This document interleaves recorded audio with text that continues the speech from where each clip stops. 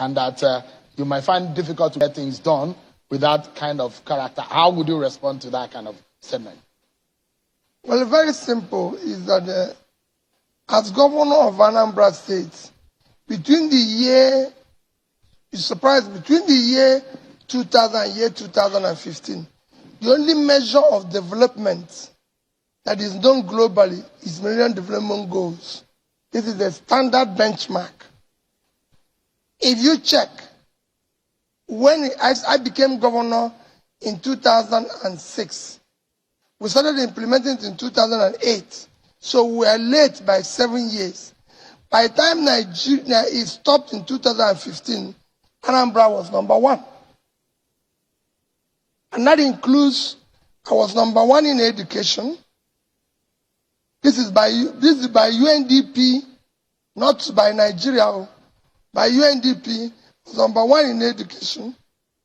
By Nigeria and WAEC, I was number 1. I won Bill Gates Prize in health. This is again not Nigeria that marked it. So I can go on. I had the best road network.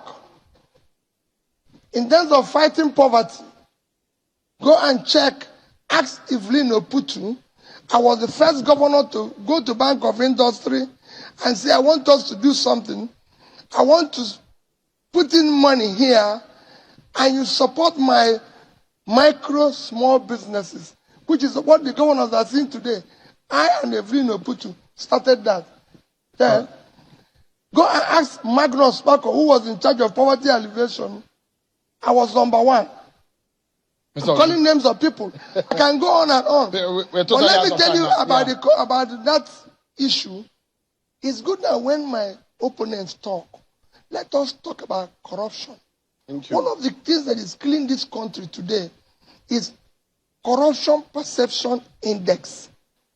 And that is measured on how you manage public assets, nepotism, how you share the land, how you manage your money and everything.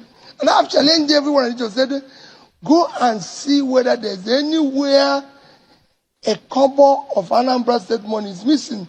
Saving have now become an issue when people have stolen all the money and impoverished the country, and you are now questioning a man who's left the money without anybody telling me to leave it and go.